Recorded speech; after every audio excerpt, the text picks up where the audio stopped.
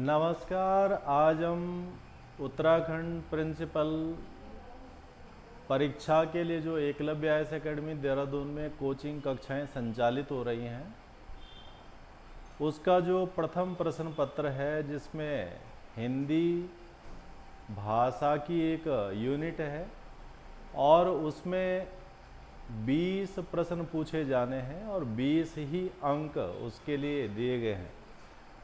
उसी यूनिट के एक छोटे से भाग को हम डिस्कस कर रहे हैं ताकि तैयारी करने वाले इसका लाभ उठाएं और जो हमारी कक्षाएं संचालित हैं उसके अंदर इसी तरह से इन कक्षाओं का आयोजन हम कर रहे हैं।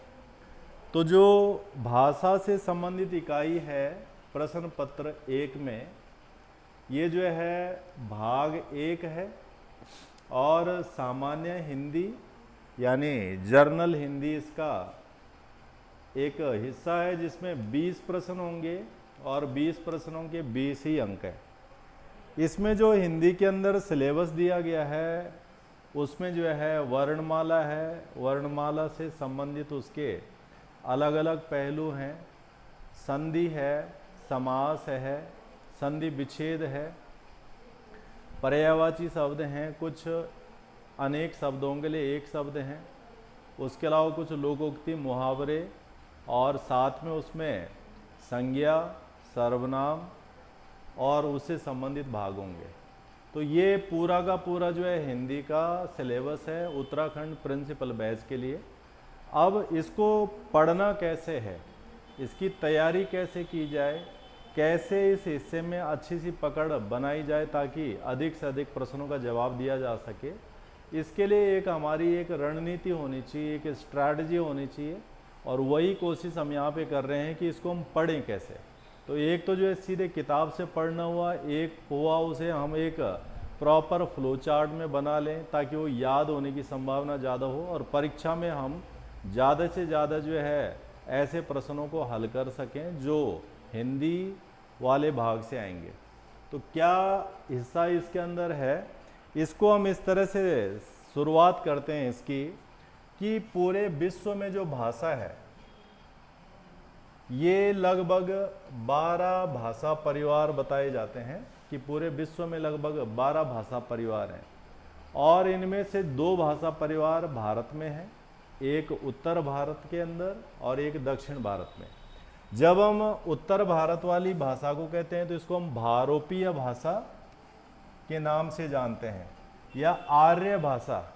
इस आर्य भाषा में जो है उत्तर भारत के जो राज्य हैं जैसे जो है जम्मू कश्मीर हो गया, उत्तराखंड हो गया, पंजाब हो गया, हरियाणा हो गया, मध्य प्रदेश हो गया, उत्तर प्रदेश हो गया, तो इसमें जो भाषाएं हैं यानी हिंदी हो गई, पंजाबी हो गई या फिर पहाड़ी भाषा हो गई, बंगाली भाषा हो गई, ये सारी की सारी भाषाएं, गुजराती भाषा हो गई, ये सारी जो है भारोपीय भाषा के अंतर्गत आती हैं।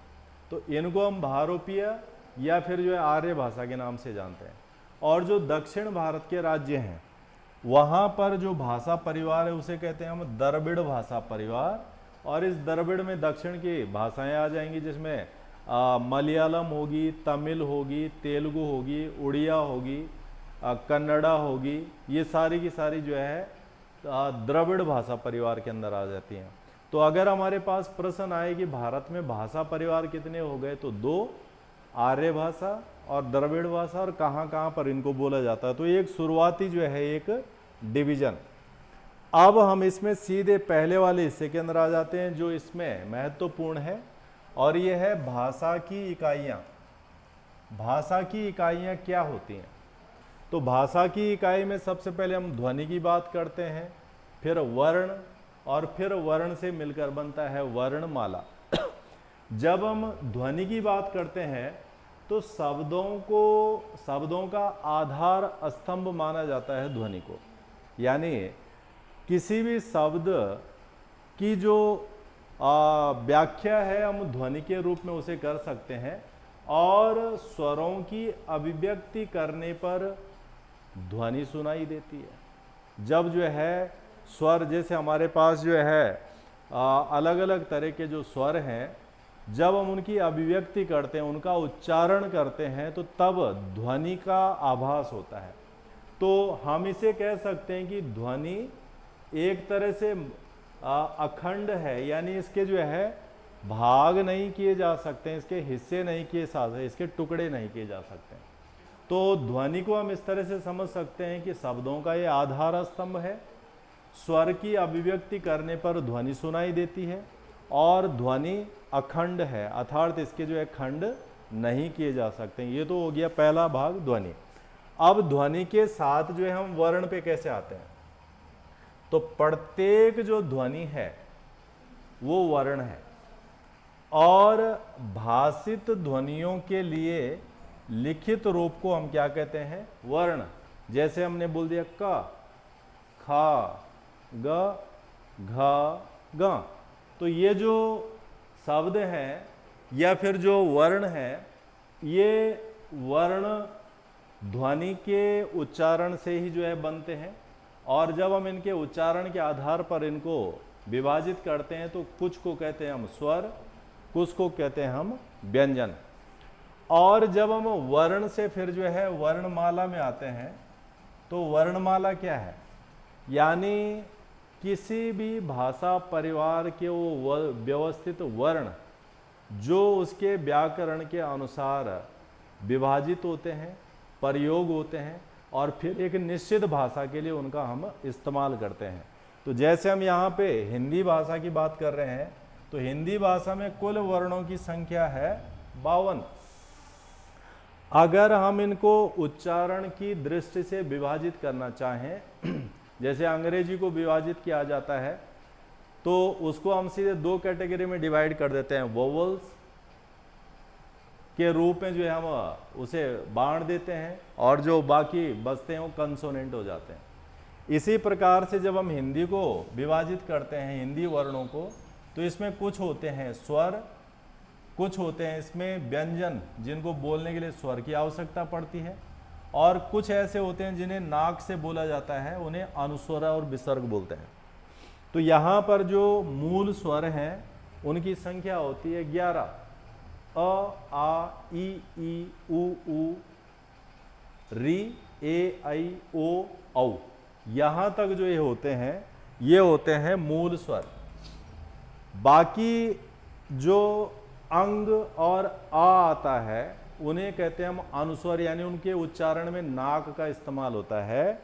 तो ये अनुस्वर हो गया अंग, और ये विसर्ग हो गया अह, ये दो हो गए।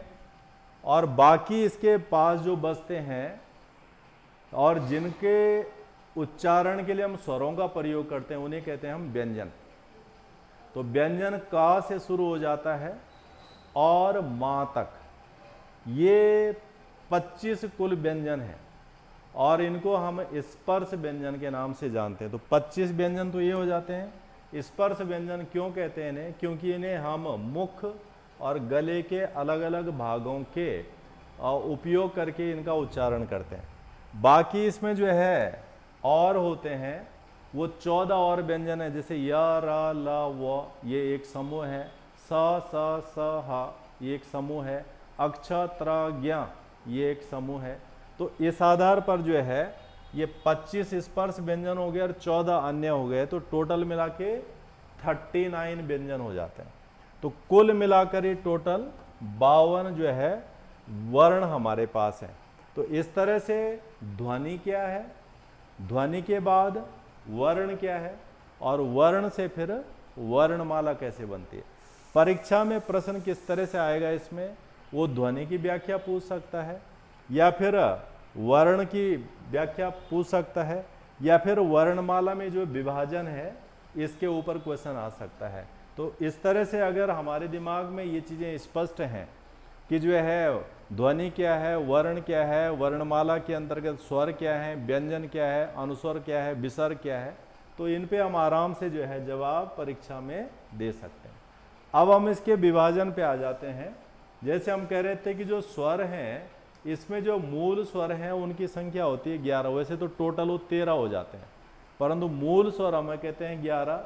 इसमें जो है आ से लेकर री और ए, ऐ, ओ, ये टोटल जो है 11 स्वर हैं, इनको हम मूल स्वर कहते हैं। जबकि इसमें जो है 12वां है अनुस्वर, अंग, अंग नाक से जो है जब सांस आती है। और 13वां हो जाएगा ये विसर्ग आ, तो ये जो है नाक के उच्चारण से बोला जाता है इन्हें। तो ये तो हो जाएंगे हमारे स्वर। इसके बाद बचते हैं व्यंजन। इस व्यंजन में हमने कहा था कि टोटल मिला के 25 स्पर्श व्यंजन में और 14 अन्य है। तो इसमें जो है जो 25 स्पर्श व्यंजन है इसमें का वर्ग, चा वर्ग, टा वर्ग, ता वर्ग ये जो है इसके अंदर आते हैं। और इसके अलावा इसमें जो है पा वर्ग भी होता है, का वर्ग, चा वर्ग, टा वर्ग, ता वर्ग और पा वर्ग। अब इसके अंदर जो है ये 5 होते हैं एक के अंदर, क, ख, ग, घ, ग। इनको कंठ व्यंजन बोला जाता है क्योंकि इनको बोलने के लिए जो है कंठ का इस्तेमाल होता है। तो जीभ कहीं और टच नहीं होती है और कंठ से इनका उच्चारण होता है, क, ख, ग, घ, ग। जो चा वर्ग है, च, छ, ज, झ, या इसको तालव्य बोला जाता है, अर्थात जीभ का स्पर्श होता है तालु पे। तालु जो ऊपर वाला हिस्सा होता है, तो तालु के साथ जीभ का स्पर्श होने पर इस वर्ग का उच्चारण हो जाता है, इसलिए इसे कहा जाता है तालव्य व्यंजन। फिर तीसरा हो जाएगा टा वर्ग। टा वर्ग में टा, ठा, ड, ढ, ण, इसको मूर्धन्य, इसमें जो है जीभ को मोड़ करके, जीभ को मोड़ना होता है, मूर्धा पे टच करना होता है, तो तब आता है टा, था, यानी मोड़ना, मूर्धा। इसके बाद हो जाएगा ता वर्ग, इसमें जीभ को दांत से स्पर्श करना होता है, तभी जाके इनका उच्चारण होता है, त, थ, द, ध, न। और 5वां समूह है इसमें पा वर्ग। पा वर्ग में पा, फा, ब, भ, म, इसको जो है ओष्ठ यानी ओंठ से इनका उच्चारण करता है कि इनको उच्चारण करने के लिए ओंठ को मिलाना पड़ता है, प, फ, ब। तो ये 25 जो होते हैं इन्हें कहते हैं हम स्पर्श व्यंजन। फिर इसके बाद जो है या, र, ल, व, ये तो आते हैं अंतस्थ व्यंजन की श्रेणी में। फिर ऊष्म, ऊष्म का मतलब हो गया जिन वर्णों के उच्चारण में ज़्यादा श्वास लेनी पड़ती है या ज़्यादा घर्षण होता है, स, तालव्य स, कृदंत स, मूर्धन्य स और ह, तो ये जो है स, स, ह, इनको कहते हैं ऊष्म व्यंजन। फिर इसके बाद आता है संयुक्त। संयुक्त का मतलब हो गया जिनको दो दो वर्णों से मिलकर बनाया जाता है, अक्ष, त्र, ज्ञा और श्रीमान वाला सा, ये दो से मिलकर बनते हैं। और एक इसमें द्विगुण यानी जिसके अंदर दो गुण निहित होते हैं, ड और ढ। इस प्रकार से ये सारे जो है व्यंजन की श्रेणियां बन जाती हैं। तो कुल मिलाकर जो है 52 जो है व्यंजनों की ये डिवीजन है। अब अगर हम वर्णमाला के हिसाब से जो है इसके स्वरूप को और समझना चाहें तो जो स्वर है ये इसका उच्चारण स्वतंत्रता पूर्वक होता है, अर्थात इसको बोलने के लिए किसी अन्य की सहयोग या सहायता की आवश्यकता नहीं होती है। और व्यंजन के उच्चारण में हमें सहायता लेनी पड़ती है, किसकी? स्वर की। तो इस तरह से जो है स्वर का उच्चारण स्वतंत्र ढंग से किया जा सकता है, जबकि व्यंजन के उच्चारण के लिए स्वरों की आवश्यकता होती है। और व्यंजन जो है स्वर की सहायता से ही हम बोल सकते हैं। तो इस प्रकार से जो है जब हम इस तरह से डिवीजन करते हैं तो ये 11 ये हो जाते हैं और 41 इनकी संख्या हो जाती है। अब अगर हम उच्चारण के हिसाब से इनको देखेंगे कि जैसे हम पीछे कह रहे थे कि कुछ को बोलने के लिए हम कंठ का इस्तेमाल करते हैं, कुछ के लिए तालु का, कुछ के लिए मूर्धा का, कुछ के लिए दांत का और किसी के लिए ओंठ का। तो उसके आधार पर ये डिविजन्स हैं। कंठ है, कंठे के अंदर कंठ और जिह्वा के निचले भाग के स्पर्श से जिन व्यंजनों का उच्चारण करते हैं उन्हें हम कंठ्य वर्ण बोलेंगे। तो इसके अंदर अ, आ और का वर्ग और विसर्ग ये सारा इसके अंदर आ जाएगा। तो वैसे तो जो है हम पीछे हम का वर्ग ही बोल रहे थे, परंतु जब हम स्वरों के हिसाब से उसको विभाजित कर दें तो इसमें आ भी आ जाएगा, आ भी आ जाएगा, फिर बाकी पूरे पांचों का वर्ग आ जाएगा, क ख ग घ ग, और उसके अलावा विसर्ग भी आ जाएगा। और दूसरा हो जाएगा तालव्य, जब जो है तालु और जिहा के स्पर्श से जो है वर्ण का उच्चारण होता है। तालु जो ऊपर जो है जीभ के ऊपर का हिस्सा है तालु, तो इसके अंदर चा वर्ग तो आएगा ही, उसके अलावा ई और ई ये भी आएगा, और य और सा ये सब तालव्य वर्ण की श्रेणी में आ जाएंगे। इसके अलावा मूर्ध्या मूर्धन्य, इसमें मूर्धा और जिया के स्पर्श से निकलना है तो टा वर्ग तो इसमें रहेगा। उसके अलावा ऋषि वाला र री और र और सा। इसके अलावा दंत्य वर्ण यानी दांत और जीवा के स्पर्श से जिसका उच्चारण होना है, इसमें ता वर्ग तो आएगा, उसके अलावा ला और सा। और बाकी लास्ट बचा ओष्ठ्य, जिसको जो है दोनों ओंठों के स्पर्श से बोला जा सकता है। तो एक तो उसमें पा वर्ग होता है और उसके अलावा ऊ और ऊ। इस तरह से जो है उच्चारण की दृष्टि से इन्हें हम कंठ्य, तालव्य, मूर्धन्य, दंत्य और ओष्ठ्य श्रेणी के अंतर्गत विभाजित कर सकते हैं। और परीक्षा में वो इसी तरह से क्वेश्चन पूछेगा कि अ और आ का उच्चारण की दृष्टि से हम किस श्रेणी में उसे रखेंगे, या फिर जो है र को किस श्रेणी में रखेंगे। तो ये हमारे पास यहाँ से क्वेश्चंस आ जाएंगे।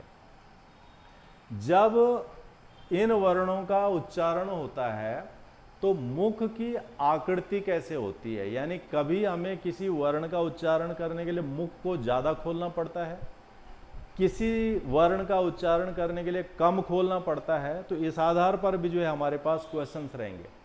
तो जब हम उच्चारण के में मुखाकृति, मुख की आकृति के हिसाब से इनका विभाजन करते हैं तो तब हम इन्हें कहते हैं सब्रिंत स्वर। सब्रिंत का मतलब होता है जब मुख कम खुला होता है, यानी मुख की आकृति कम खुली होती है। इसमें ई और ऊ, ई ऊ, तो यहां पर हम देखेंगे मुख जो है कम खुला होगा। दूसरा आता है इसमें अर्ध सब्रिंत स्वर। अर्ध सब्रिंत स्वर में क्या हो रहा है, सब्रिंत स्वर की तुलना में मुख थोड़ा ज्यादा खुल जाता है, और इसमें आता है ए और ओ, ए और ओ, इनको कहते हैं हम अर्ध सब्रिंत स्वर, जब हम मुख को थोड़ा ज्यादा खोलते हैं। तीसरा आता है अर्ध सब्रिंत स्वर। इसमें जो है अर्ध सब्रिंत स्वर की तुलना में मुख और ज्यादा खुलता है, और यहां पर हम देख रहे हैं ए, और यहां इसके अंदर आ जाएगा आई। यहां देख रहे हैं हम ओ, और यहां आ जाएगा औ। तो आई और औ का उच्चारण करते समय मुख की आकृति और ज्यादा खुल जाएगी, तो तब हम उसे कहेंगे अर्ध बिबृंत स्वर। और लास्ट होता है बिबृंत स्वर। इसमें क्या होगा, जिन स्वरों के उच्चारण करते समय मुख सबसे अधिक खुलेगा, तो इसके अंदर हो जाएगा आ, ये। तो यहां पर प्रश्न किस तरह से आएगा कि सब्रिंत स्वर का उपयोग किस वर्ण के उच्चारण के लिए किया जाता है, या अर्ध सब्रिंत का, या फिर अर्ध बिबृंत का, या फिर बिबृंत स्वर का। तो इस तरह से हम इनका विभाजन कर सकते हैं।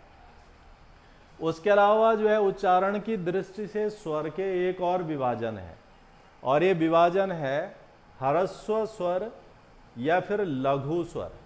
इसको हम इस तरह से समझ सकते हैं कि जिस स्वर का उच्चारण करते समय श्वास कम चलती है या कम श्वास का इस्तेमाल होता है, उसे हम लघु या ह्रस्व स्वर कह सकते हैं।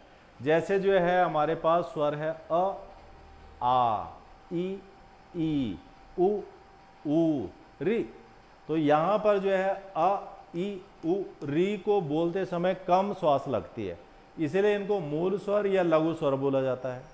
और दूसरा आता है इसमें दीर्घ स्वर, यानी उच्चारण में लघु स्वर से दुगना समय लगता है।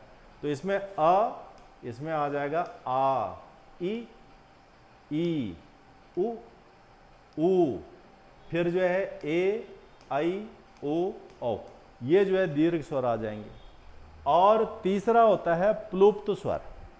प्लुप्त स्वर उसे कहते हैं जिसके उच्चारण में जो है इन दोनों की तुलना में और अधिक समय लगना है या और अधिक श्वास का इस्तेमाल होता है।